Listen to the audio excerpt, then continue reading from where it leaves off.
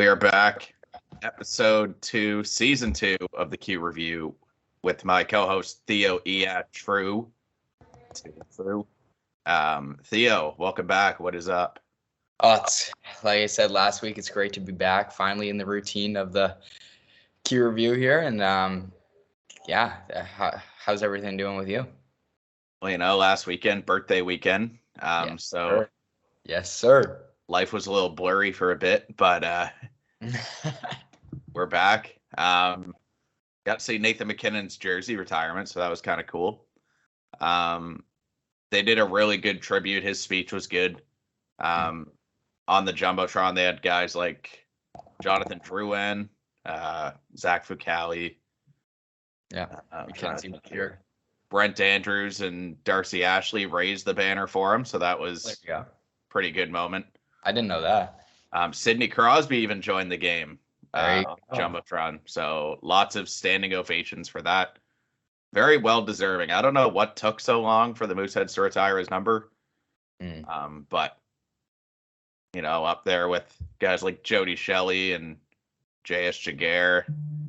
I believe the other one's Alex Tanguay.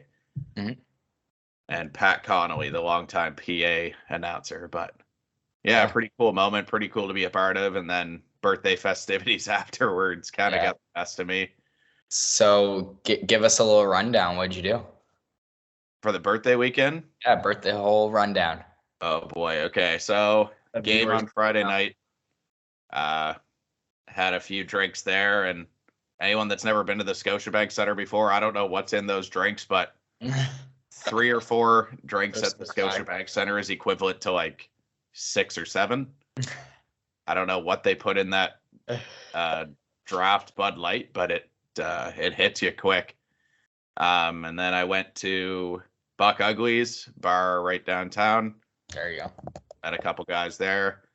My girlfriend went with us as well. And then we went to Maxwell's, saw a bunch of guys I haven't seen since high school. And I told myself I was cutting myself off when I got there. But then I met up with my cousin Hunter, shout out Hunter Woodland. And he bought me 3 more shots. So there you go. Shout out Hunter. Yeah, and then I had to work baseball on the weekend, on the Saturday, which was my actual birthday. All the boys said happy birthday, things like that. And then my buddies just moved into a new house. So we did like a housewarming party. My friends Kyle, Zach, and Evan, shout out to them. Pretty cool little house. They're like, there's no neighbors anywhere. They have a cool little fire pit and bar outside. So it's very secluded. Like you can make as much noise as you want. No one's really going to complain. Those are always the best. My mom dropped me and my girlfriend off at the party probably around 9 o'clock. And now my mom's known all my friends since they were kids. So she stayed around for like 10 minutes probably while Zach and Evan gave us the house tour. Yeah. By the time my mom left, which was probably 10 minutes later, I was 4 shots in. So I just knew the night wasn't going to be good. But no, it's good to see all the guys again. And, when you go out downtown, it's like just another night on the town or whatever. But when you're with your buddies, like those little house parties, there wasn't much of us. There was probably like maybe 20. Yeah. Those are the memories that like you really remember. And so good weekend overall. 100%. Yeah, no complaints. 24 now. Yeah. Which, still being in college at 24, I'm I'll be done soon, hopefully. It's a bet. It's all right. Yeah, degree number 2 though. So I mean. Yeah, exactly. That's what you say to people. What did you get up to? Must have had something exciting. Yeah, so I went to the Wanderers game, soccer, and talk about Scotiabank beers. The Wanderers beers too, something's in that as well. I don't know what. I feel like it's the atmosphere. Like when the atmosphere is electric, I feel like you kind of deserve it a little more. Maybe the beers get a little oomph to you, but what else? Something I understand the atmosphere, but there's something physical in those beers. No, that's what I mean. Like it fired up. I don't know. Like anytime I drink Bud Light, I think I'm drinking Bud Heavies or Bud Heavies. Even like dark 40s. What are high percentage beers? I'm trying to think here. like Oh, come on, 45s. 45. That's what I was looking for. Yeah. I don't know. Like they just hit quick. Yeah. But no, the Wanderers games are like, those are electric, man. Oh, it was my second time going there, and it's right across. It's literally down the street from my house, so it's an easy walk. And all the boys were there, and it was electric for sure. And also, kind of switching topics here. I know you're a Jays fan, Chris, but we need to talk a little bit. Do you see them making the playoffs or what? I know this is a hockey podcast, but a little bit of baseball talk. They always do late season rallies, it feels like, every year. Let's talk about, for the first time, I believe it's since 2003. I read the stat the other day. This is the first time since 2003 that the playoffs has not included the St. Louis Cardinals, the New York Yankees, or the Boston Red Sox. And damn, that's the year I was born. It's a long time. Might even be longer than that, but it was a crazy stat. Like that's an insane stat. And I never really thought about it. Those are just stats you don't really think about, but I just couldn't believe it. Like I grew up watching, those Red Sox teams with Ortiz and Pedroia, and the Yankees teams with Jeter and Jorge Posada, Mariano Rivera, St. Louis with Albert Pujols, Matt Carpenter. Like those teams were nasty. Even Adam Wainwright, who's still pitching. I can't believe that guy's like 60. Yeah, he's an old man. Like it's crazy. I could not imagine pitching that long. Yeah. I played baseball last year, and me throwing from third base hurts for a game. Like that's why he got so many injuries. Yeah, but I can see the Jays making a late season push. It seems like anytime they get in the playoffs, they always sneak in. They never exceed. They always just sneak in somehow. But it'd be good to see a Canadian team in. I know that's the only reason our boss at High Button, Justin, watches baseball, is when the Jays are in the playoffs. So hopefully Justin will watch some baseball this year. Yeah. Oh, fantasy football. Oh. So this week I played fantasy football against my buddy Brandy. For anyone that didn't watch, Miami Dolphins beat, I believe it was the Raiders. Was it the Raiders? They played Denver. Sorry, the Broncos. Yeah, they played Denver. 70-20. Yeah, crazy. And I scored 150 points, which in any football league, that should win you a game. Yeah. But the guy that I was playing against had Tua Tagovailoa, or Tua T. We'll call him Tua T. Yeah. And Tyreek Hill were both on his team. Yeah. So he racked up 190 points. Yeah.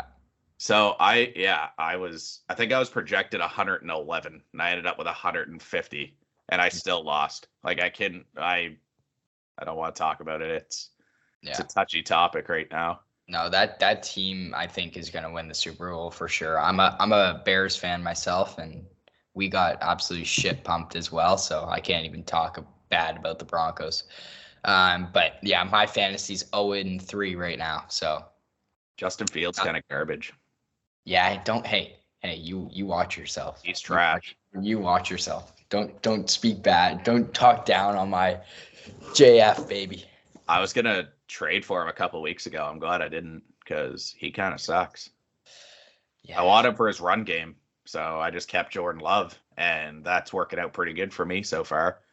Yeah, no, he can't get the ball out of the pocket. He can't run. Yeah, the O-line is brutal. Not many weapons up there besides Moore and Claypool. I wouldn't call Claypool a weapon. I mean, but he's not a weapon, but he's one of our best receivers, which sucks. He'd be a wide receiver 4 on quite a few teams this year. On Miami for sure. Anyway, right. You get into it. Enough of the fantasy talk. Yeah, I just wanted to go on that rant because that's a deserving rant. I would too. So you're all good. We look at the team of the week this week for the Q. We got Justin LaRose of the Tigre, Louis Philippe Fontaine with Ruan Aranda. He had 4 points in 2 games. LaRose 5 points in 2 games. Jules Boyard, I hope I said that right, of the Baie-Comeau Drakkar. He had 6 points in 2 games, also named Q Player of the Week. This is actually his first year in the Q, played last year in the BCHL. So a guy that was trying to go the college route and decided that Baie-Comeau would probably be his best option. He was a draft pick of Rimouski and then got traded over. Defenseman Owen Conrad, who I said was going to be a big factor with the Islanders this year, 4 points in 2 games. There you go. And Spencer Gill, 3 points in 2 games. Jacob Steinman, 2-0-0 with a .976 save percentage and a .5 goals against. And a goose egg. Okay, so taking a look at the team of the week, who's really impressed you this week, Theo? Maybe not even necessarily on the list, but just in general. Yeah, for me, it's not on the list, but Noah McKinnon on Shawinigan Cataracts, the rookie 15-year-old. I was watching a bit of the highlights. He got 1 goal, 1 assist off Elie Belleran's goal. And he really stood out to me, and we'll see what he can do this year for sure. Cool. All right. Friday, September 22nd. So that was the same night as McKinnon's banner raising. St. John beat the Titan 6-4. Eric Matejko had 2 goals for the Dogs. Hot start for him. Vince Ellie, Tristan Da Silva got his first Q goal, and Pavel Simic scored as well. Egan Beveridge. There you go. Egan Beveridge scored his first Q goal. He was taken in the 2nd round of the draft. I've heard really good things about him, actually, so far. I feel like he slipped in the draft because he is American, so there was always potential that he was going to go NCAA. Yeah. Patrick Lever made 37 saves for his first Q win. He came over from Guelph, 20-year-old goaltender. Good first impression, I'd say. Mm-hmm. Milo Rollins, Emile Perron, Donovan Arsenault, and friend of the show, Joey Henneberry, scored 10 goals. Moncton starts off hot, 4-0 win over the Eagles. Jacob Steinman, 16 saves for the shutout. Preston Lansbury, Jon Loshing, Vincent Collard, and Connor Trenholm scored. What the fuck? What is that? What is that? All right. Holy shit. I'm off the rails right now with. That's going to stay in. Don't take that out. That's going to stay in. No, it's not. What am I doing? Do you want me to restart Moncton then? Yeah, sorry, Chris. Fuck, I'm an idiot. Go. All right, Moncton Wildcats got off to a hot start. 4-0 shutout win over the Eagles. Jacob Steinman, 16 saves for the shutout. Preston Lansbury, Jon Loshing, Vincent Collard, and Connor Trenholm with the goals. And first overall pick, Caleb Desnoyers got his first career assist on the Loshing goal. Nick Rucha, 32 saves for the Eagles. So, hot start for the Wildcats. I'm sure the Moncton Wildcats podcast is pretty fired up right now. I saw they were in Sydney for their 2nd game. Mm-hmm. Talking to Pat McNeil, the play-by-play guy for the Eagles.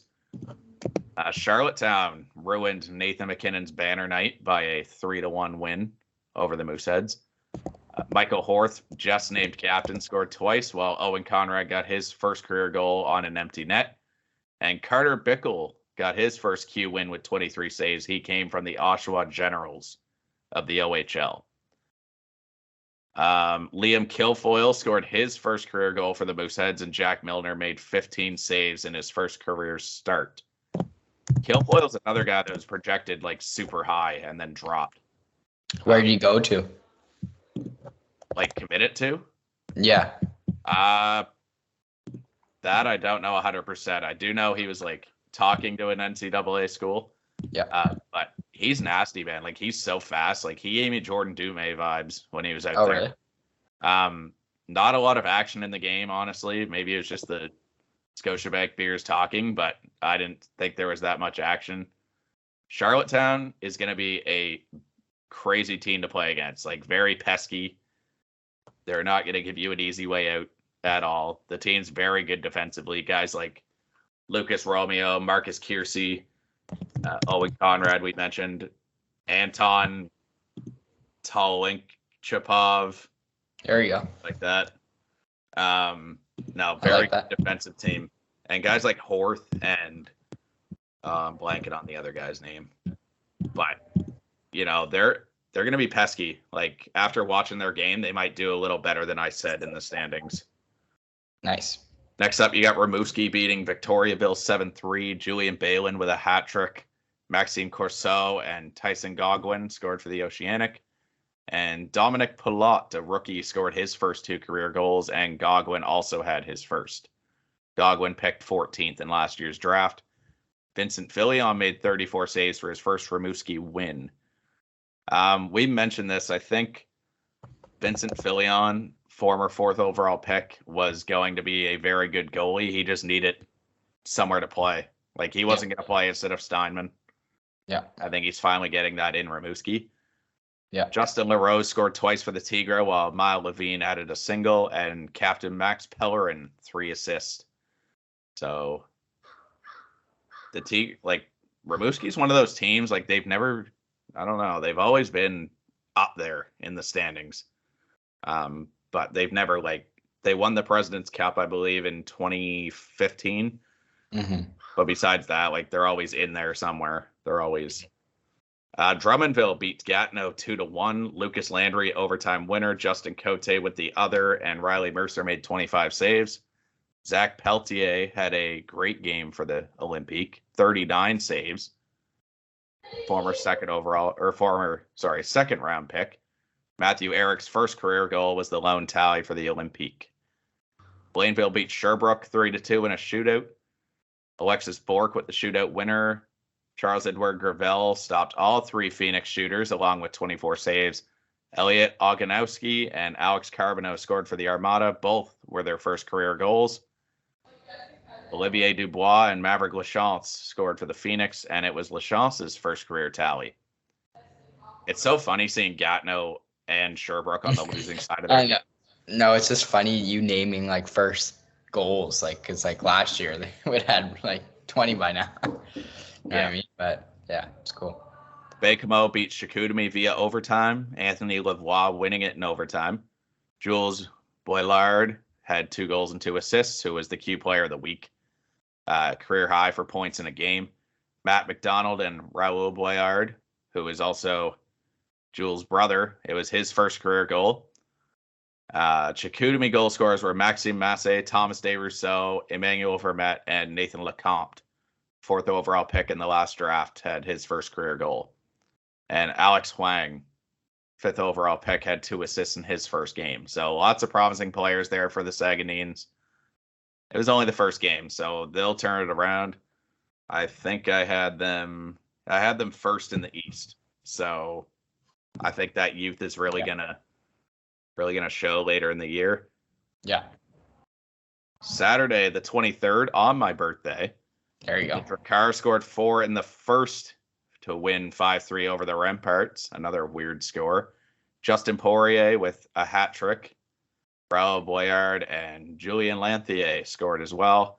Pierre-Etienne Cloutier scored his first 2 career goals, and Vincent Murray scored his first career goal as well.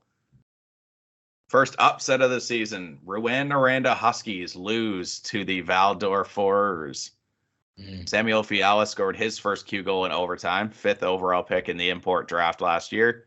Nathan Perry, Alexander Guy, Alexis Gaudio, and Alexis Tanguay scored as well. 34 saves for Mathis Lucier.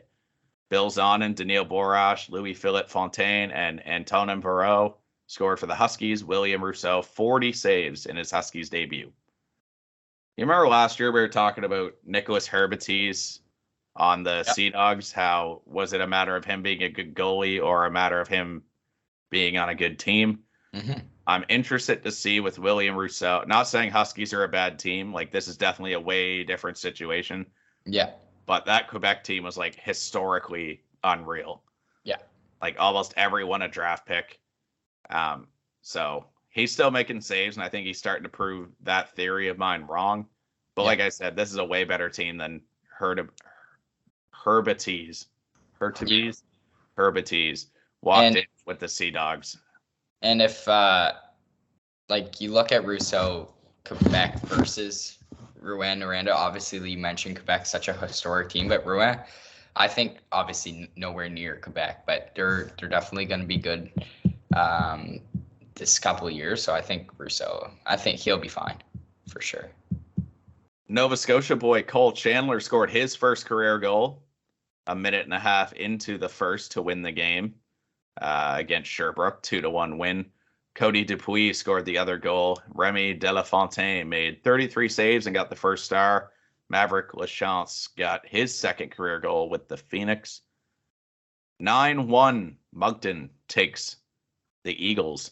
Alex Mercier, Vincent Collard, and Miles Mueller scored twice each. Gabe Smith, Thomas Auger, and Jon Loching with the others. Jacob Steinman, 24 saves. Former Wildcat Luke McPhee scored the only Eagles goal.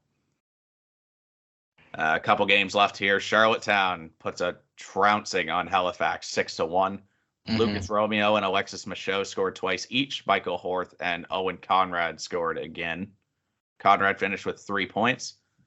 Now I'm going to try and say this name. Axels Ozels got his first QMJHL win. Second round pick in the import draft. Logan Crosby scored the Mooseheads goal. A guy that I said needs to step up with all these guys in absence. He had a nasty pass on Kilfoyle's goal in the home opener. There you go. That was like one of the few goals I remember from that game. I was watching the highlights and you were mentioning Owen Conrad. I thought he really stood out for sure. You can't tell he's a rookie. Like yeah, you can't at all. He's kind of a big presence too. Like not the biggest guy, but he's going to get bigger in the future. And he's kind of like a two-way forward, like good on defense and good on offense for sure. I kind of had to tell my buddy, I was like, yeah, that Conrad guy's like a rookie. Yeah. They didn't think I was telling the truth. Yeah.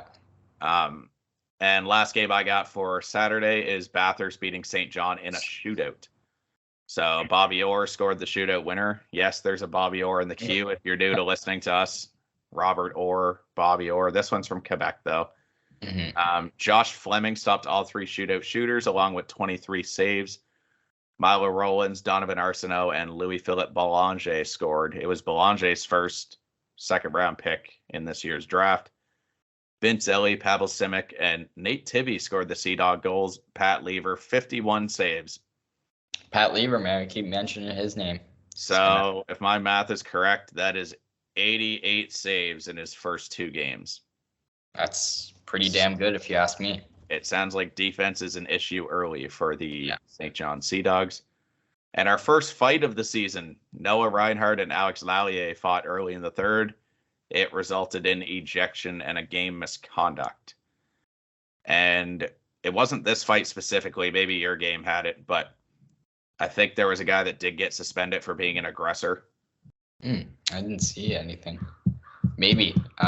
You go through your games. I'll take a look and chime in if I can. Yeah. All right.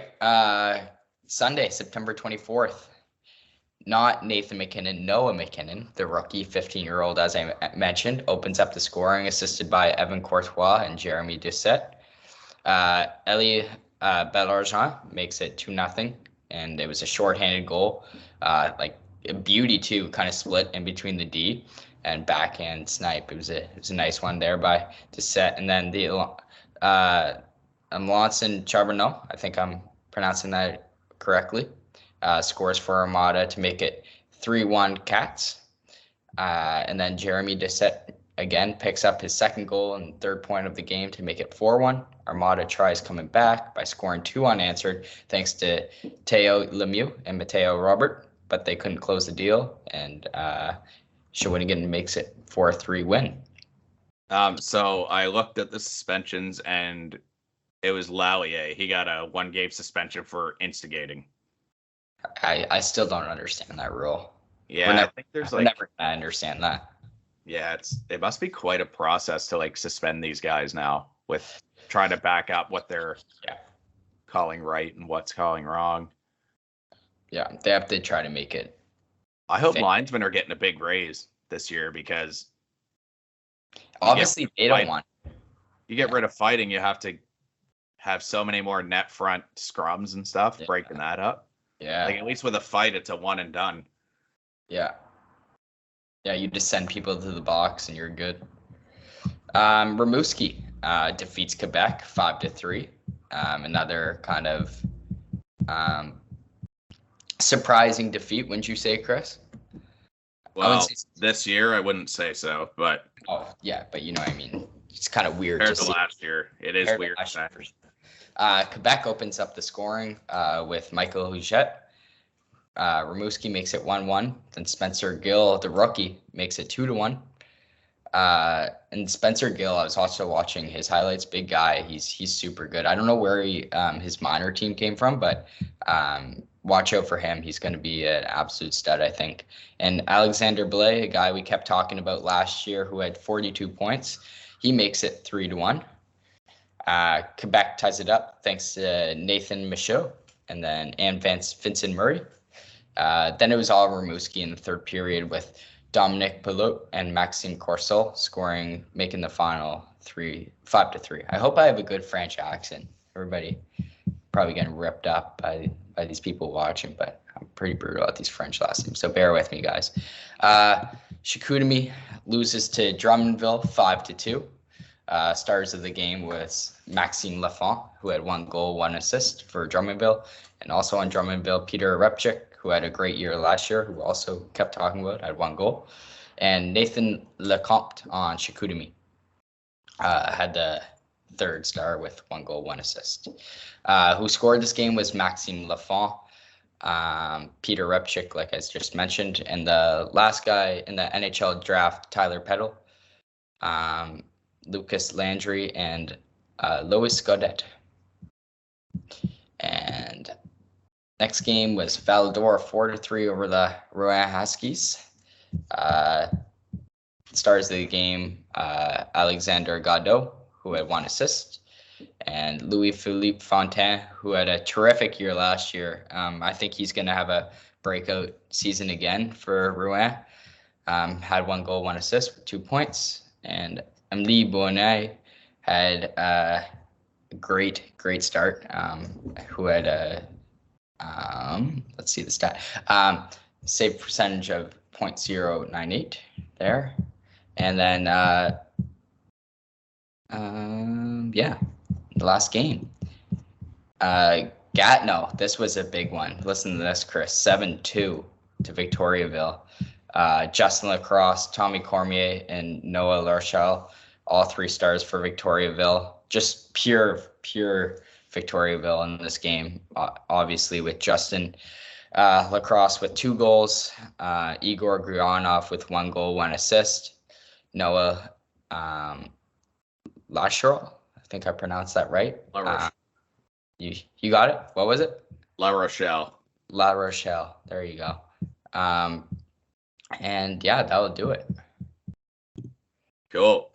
We had a lot of people in our DMs and comments this week about sports books that support QMJHL betting.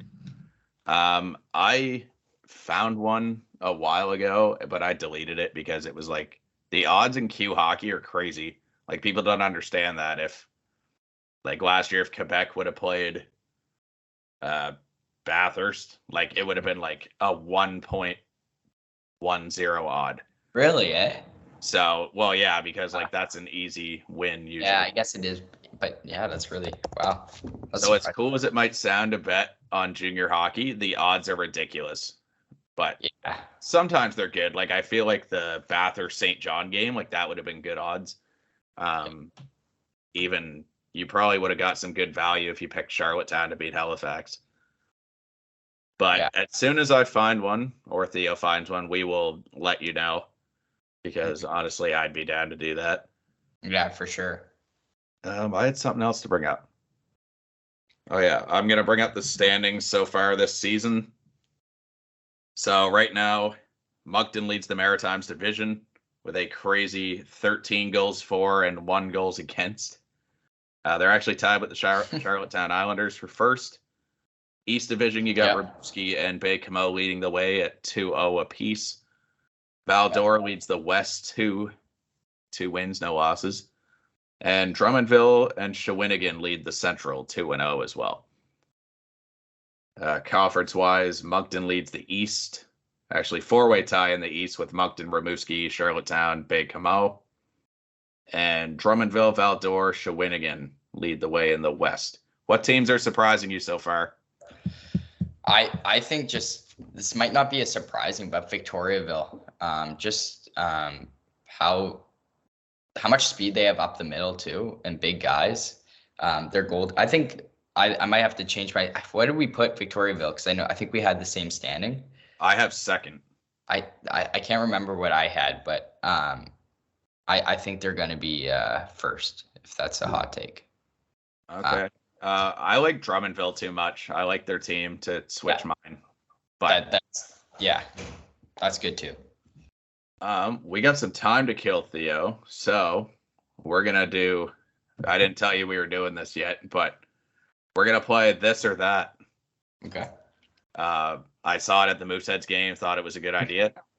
Okay. So I'm gonna give you some prompts, and you're gonna pick one of them. Okay. Pineapple pizza or candy corn? Oh, pineapple pizza.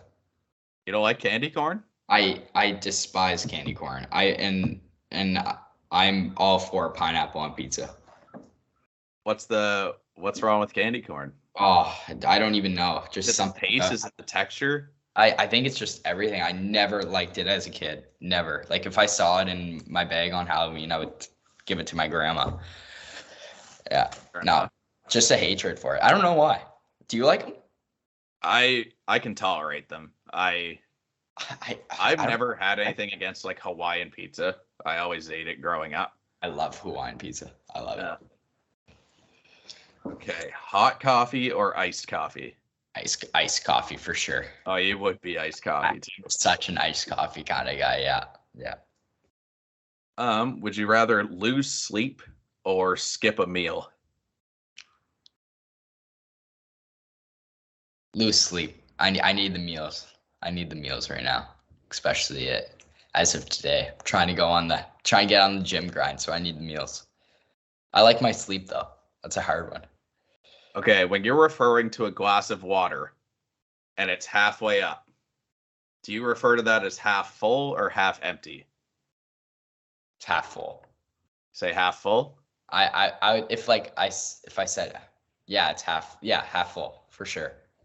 I think it depends. Like if I'm like drinking it and it's down to the halfway point, I'll say, "Oh, that's half empty now." True. But if I'm filling something up, I will say, "Here, I'll pour it half full." That's it. That's a great analogy. Yeah. Like if I'm like or like a beer example. Yeah, my beer's almost halfway empty. But if you fill it up, then yeah. No, I agree. Okay. Gotta find another one here. Yeah, keep them coming. I'm sure the viewers love it. My takes might be bad though. Tattoos or piercings? Oh, tattoos for sure. You have any tattoos? You don't have any tattoos. No, not yet. I'm working on getting one, but yeah, I'm on the urge to get one, but talk to Mother Michelle on that one. See how it goes. Okay. Are you a big roller coaster guy or water slides? Water slides. Yeah, I'm not the biggest fan of heights. Definitely, one time I was in, I think I was like 11. We were on a hockey trip in Old Orchard Beach in Boston.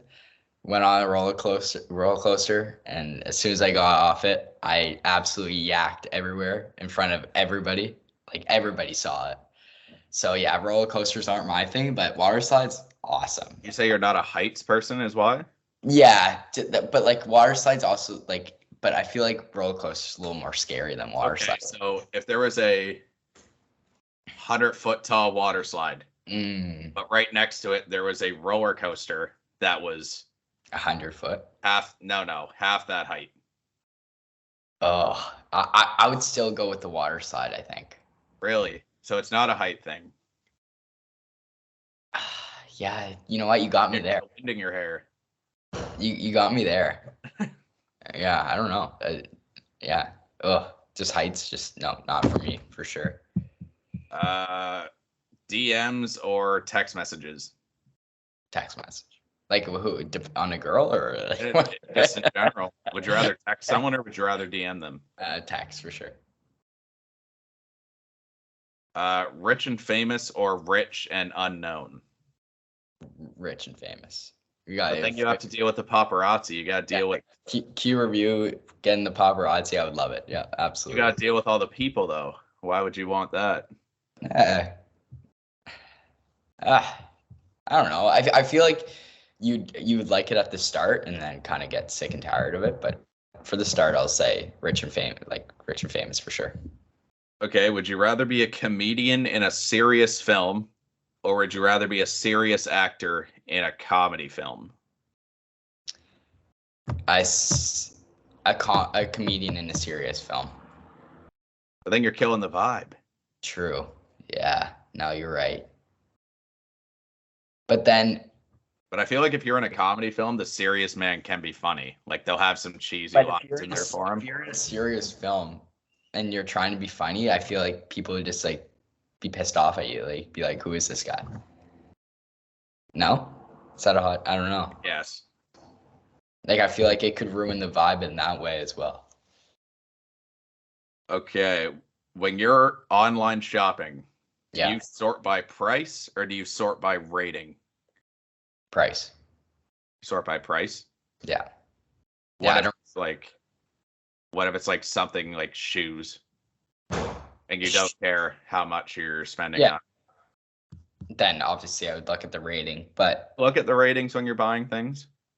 I don't. Yeah, I was just gonna say I don't really look at ratings. Really, I think it depends. Like when I was buying like my laptop or like my adapter I have here for my computer, my microphone, like I looked at the reviews because I don't want to buy. It's an investment, right? Even when we bought that mixer for ourselves, I looked at the reviews, made sure it didn't suck. I feel like you have to look at the reviews for like electronics or things like that, but for like clothing and other sorts, I don't really think you should look at them. Last one I will do is, would you rather get a raise or would you rather get a one-time bonus? Well, what's the one-time bonus? Well, if they're comparing them, I'm sure it's a lot. I would go with a raise. See, like, I don't know. It's not that's a hard one. They could be a lot for them. I've got a better one. All right. Would you rather save 100 strangers? Okay. Or would you rather save one loved one? Ooh. Oof. So you can save the loved one and 100 people die. Or you could save 100 strangers. That is a good one. That's a really good one. Shit. Is the loved one like in the family or like just like? It says loved one. Like I'm assuming it's like someone close. Yeah. Your third cousin Jimmy. Yeah, exactly. Like that's what I mean. If it's not, I couldn't decide. I don't want to be the person that doesn't save the 100 people. Yeah, exactly. I don't want to decide, but I don't like that one because I'll do loved one. How about that? You'll do loved one. You'll let 100 people die. So, man, when you put it that way, you're making me seem like an asshole. I'm just messing with you. Is there anything else you want to cover before we? I think that's pretty much it. Yeah, all I gotta say to the viewers is make sure you stay tuned this year. Obviously, we're gonna work a little harder than we did last year, but we are kind of stuck with school, but this year we'll keep them each week and make it better and better each episode for sure. We hope you guys like the Zoom calls for our podcast because it is a lot easier on us. Like Theo lives over in Halifax. It's a 30-minute drive. But I hope you guys enjoy them because it's a lot easier on us and it allows us to do it anytime. Yep. As big of a time commitment. Yep. As always, follow our socials, QReview_pod on Instagram, Twitter, or I guess X, and maybe TikTok soon. Still working on it, but We're your one-stop shop for everything Quebec Major Junior Hockey League, and of course, the unofficial podcast of the QMJHL. Thanks for listening, guys. We will see you again next week. Thanks, guys.